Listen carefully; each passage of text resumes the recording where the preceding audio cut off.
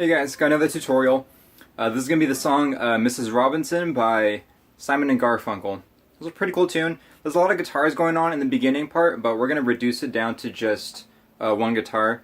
And you may have noticed I had a capo on the 2nd fret, but once again I'm going to take that off for the tutorial. Okay. So you can always put one on later on once you've got the chords down, but for now we're just going to go ahead and do it in open position. Okay. So this is probably going to be harder for the right hand more than the left hand, I think. The chords for the left hand are not too bad. We have E7,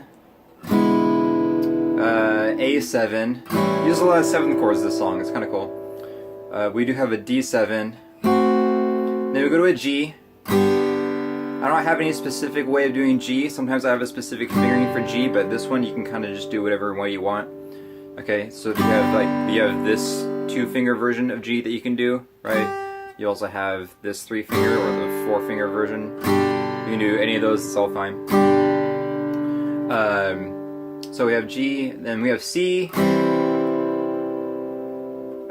We have this sort of G over B again. We had this in our previous tutorial. And then we also have this kind of A7.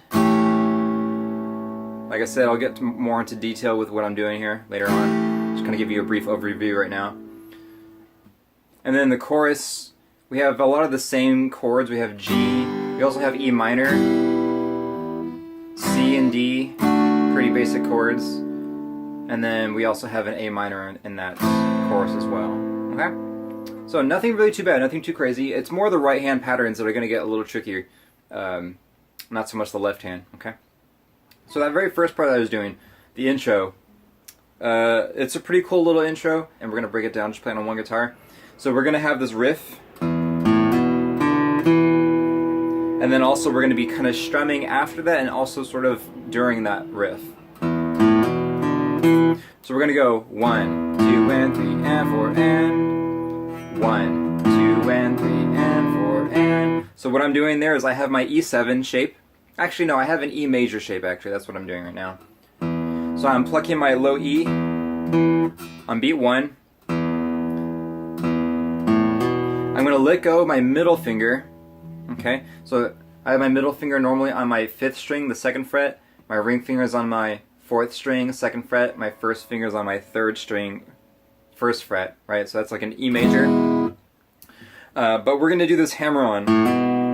Okay, so we have our low open string on beat 1, and then we're going to go to, that's 2 and. So I'm plucking my low A, and then hammering on to the 2nd fret, that same 2nd fret, that B there. Okay? So far we have 1, 2, and then I like to go down to the low E string again. We're going to go 1, 2, and 3. Just back down to the low E. 1, 2, and 3. And then we're going to up pluck the open D string. That requires you to let go of your ring finger to get the open D string. And then you're going to pluck the E notes. You're going to put your ring finger back down and up pluck on that one. So the rhythm of that part goes 1, 2, and 3, and 4, and. So those are up picks. Those are the ands of the beat. Those are the off beats. 1, 2, and 3, and 4, and. So that's my 6th string. 1, 2, and 5th string. Back to my 6th, 3, and then my 4th string open, and 4, and 2nd fret. 1, 2, and 3, and 4, and So we have this thing now. 1, 2, and 3, and 4, and... My dog's gonna join us for this tutorial now, I guess. So we have 1, 2, her name's Gingy, or Ginger. 1, 2, and 3, and 4, and 1. Okay, so that's probably the most specific, like, picking part we have. Right? So that might take a second to get down. Then once you get that down, you can start to have more of like a looser kind of strumming idea. So instead of specifically plucking out each string, we're going to go ahead and kind of loosen up our strumming a little bit. We're still going to pluck that low E on the first beat. But when I pluck that 5th string, what I'm really going to do is I'm going to pick sort of a range of strings. I'm not going to specifically try to only get one string. I'm going to sort of just pick like a range of notes, a range of strings. So I'm sort of picking the bottom 3 when I'm doing that. So I'm actually plucking my 6th, my 5th, and my 4th string when I'm doing that hammer on. Okay? So if 1, 2, and 3, I still pluck that low E string in. Now once again I hit that upstroke, that open D, and I don't really care if I hit my 3rd string or my 5th string, that's all fine by me. Like I said, we're picking a range of strings. So it's kind of like we have our high range, we have sort of like our mid range, and our low range. There's a little bit of overlap. My high range is just sort of like my 3 strings here. My middle range was like my middle 4 3 strings or something, you know. It's kind of like a general idea. And then your low range is your lower 3 strings, right? Right. So we have 1, 1, 2, and 3, and 4, and. So my low, and then my low range, my low note again, and then still my low range. We're kind of keeping this all kind of in the low or mid range. So we have 1, 2, and 3, and 4, and. As long as you have your left hand fingers in the right spot, you're going to harmonize that melody with the right notes. So as long as you're always holding that chord down, and you're just moving only the fingers you need to get this melody down, you're going to be harmonizing it correctly. So it doesn't really matter what strings you hit, because it'll all kind of sound good with it. It's all going to harmonize that melody. But we still want to keep the notes low. We don't want to go too high. Like, if you do that, it kind of draws the listener's attention away from the low part. If you have too much stuff going on, if you have too much highs,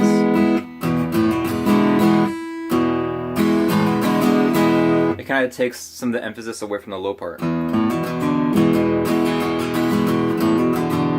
Right? So kind of the low notes are sort of the star of the show for that first intro part.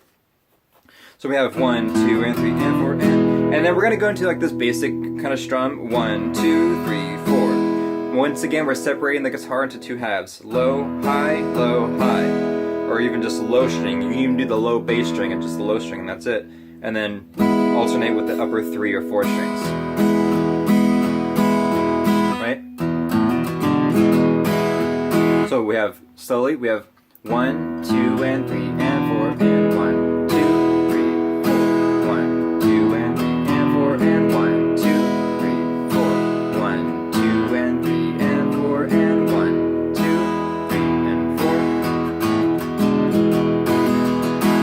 Now, once you get that down, you can also start to sort of do this down-up thing on the backbeat, beats 2 and 4. So you can go 1, 2, and 3, and 4, and 1, 2, and 4, and.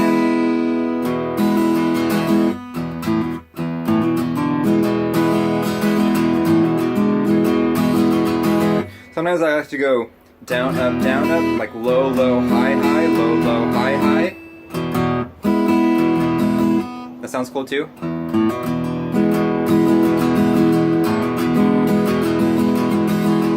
I think for beat 1, I like to do 1 pluck though. So maybe on beat 3 you can kind of do down up. So you can go 1, 2, and 3, and 4, and that sounds kind of cool.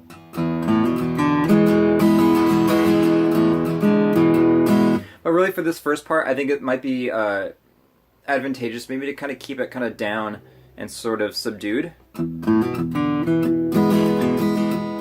A little bit of palm muting I think sounds cool right there too.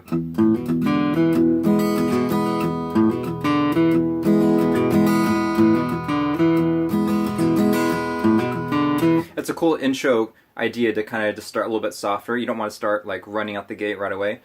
Maybe kind of like just have some quiet moment before we get to the louder chorus, right? So having a softer intro will probably make that chorus sound more impactful if you play the intro quieter and then get to the chorus loud. If it's just always loud, then the chorus kind of loses some of its impact and it's not going to sound loud and big if the rest of the song, and especially the intro, was just as loud, right? So it's that contrast that makes something kind of pop out.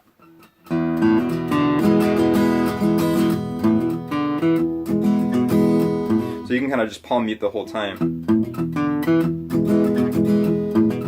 Of course, it's harder to palm mute on an upstroke, but just kind of keep it kind of down and kind of quiet, and then that'll work fine.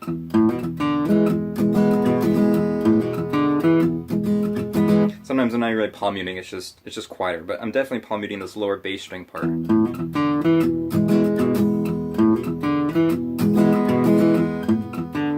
And sometimes not. Basically, just trying to keep it down. So we do it 4 times, and then I think on the 5th time, I think there's like vocals that come in, and then the 6th time, once again,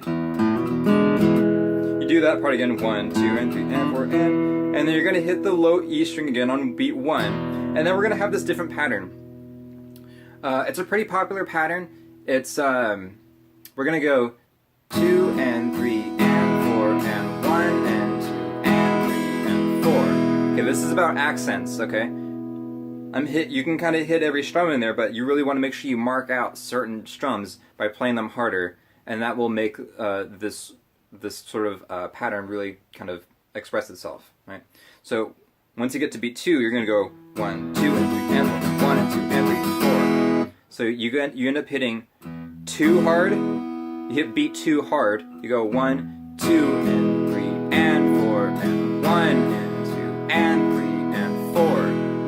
Okay, so basically it's kind of like it's groups of 3, 2, and 3, and 4, and 1, and 2, and 3, and 4. Right, so it's every third strum is hit harder than the other 2 strums. So once again, we go 1, 2, and 3, and 4, and 1, and 2, and 3, and 4. You'll notice your accents switch from a down strum to an upstroke. 2, and 3, and 4, and 1, and 2, and 3, and 4. And then right after beat 4, that's when we start going to A7, okay? And then we're going to do that same pattern. We're going to go 1, 2, and 3, and 4, and 1, and 2, and 3, and 4. By the way, the A7 I just did, that's the 2nd fret on the 2nd and 4th strings, right? And then we go to the D7. Now this is a little bit, this is simpler, although it kind of makes it a little bit harder because we don't sit on that chord for as long. We're only going to go 1, the bass, and then hit hard on 2. You'll notice we did that a lot. We hit hard on 2 because that's the backbeat. That's where the snare goes. We go 1, 2, and then we go. You can go 3 and 4 and, or sometimes you can leave out 3. It sounds cool if you leave out 3 too. So you can go 1, 2, 3, and 4 and, or you can go 1, 2, 3, 4 and. Okay, that's just 1 bar, and then we go to G for another bar. 1, 2, 3, 4 and then we go to C. We're gonna go 1, 2. We hit the bass. So we have our bass note C. Strum the rest of the chord. We're going to descend that bass line to the B. The B is your lowest note. I'm muting my low E string, but you can think about how your G chord looks, right? You're going to do basically just the bottom 5 strings of a G chord. Just leave out the first note, or leave out the first string, and then leave out the low string. And I'm just muting the top and the low E's here. So I have just 1 finger playing this low B here on the 2nd fret of the 5th string, and then these strings here are just open, okay? So we have C strum, B strum, and then we go to we're going to go to an A7 here. And the way I'm doing this one, it's a little bit different. It's a little trickier than the previous A7. I'm fretting the 3rd fret G on the 1st string, and then the 2nd fret, 2nd fret, and 2nd fret on the 2nd, 3rd, and 4th string. My low 5th string is still open. And we can go. So Same thing, we'll go 1, 2, and 3, and 4, and 1, and 2, and 3, and 4, and. Okay, that's that strum we did for the E7 and the A7 originally.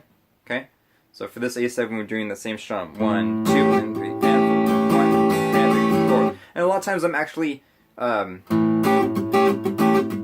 also kind of letting go very slightly to get these muted strings.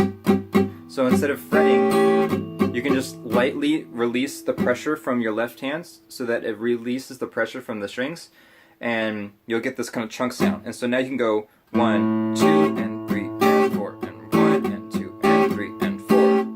So those accents I was hitting earlier, those are when I'm actually squeezing my left hand, and then I let go on the strums that aren't accented. So I go 1, 2, and 3, and 4, and 1, and 3, and 4. Right? And I go back to my E7, we're going to do the same strum. 1, 2, and 4, and 1, 2, and 3, and 4. You can also sort of use your pinky and ring finger to mute those strings too as well if you want to do that, or you can just leave it open, that's fine too. So you get kind of like a similar effect. It's a little trickier because I have open strings in this chord. If I let go of the pressure, I still have 4 open strings that are still ringing. Right, so that trick doesn't work as well with open chords, but you can still kind of open and close your pinky and ring finger to get that same sound, to get that same effect. Okay. And then you go to the D7, same strum pattern, and then that takes us out of the verse and into our chorus. So the chorus is a little, it's actually easier. The chorus is a little easier on the right hand, I think, and also on the left hand too. So let's go and try that out. So we have our G chord, and we're going to go 1, 2. Remember the bass on beat 1, and then the rest of the chord on beat 2. Kind of explode on beat 2. 1, 2, right? So we go 1, 2, 3, and 4, and. Also as a variation, you can go 1, 2, 3, and 4, and. That works too. 1, 2. 1, 2, 3, and 4, and. Then you go back to E minor. 1, 2, 3, and 4, and 1, 2. Back to G, back to E minor. So you go back and forth between G minor and E. I'm sorry, G major and E minor. G major, E minor.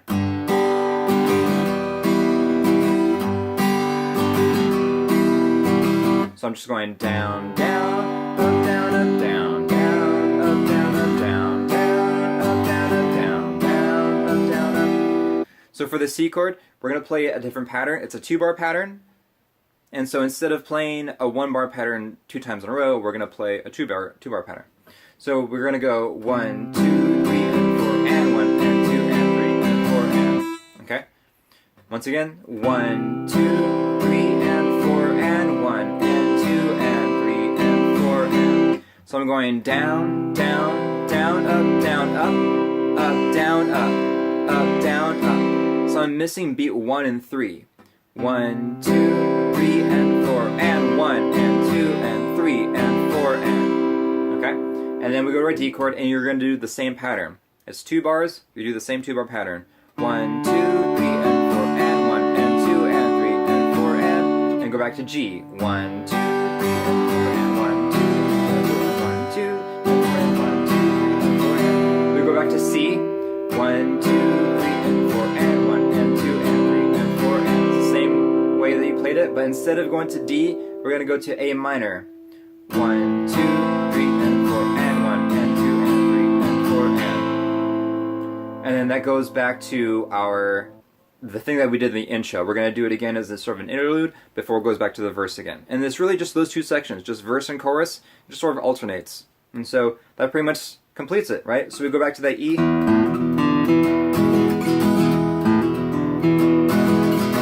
Right? So that should be familiar.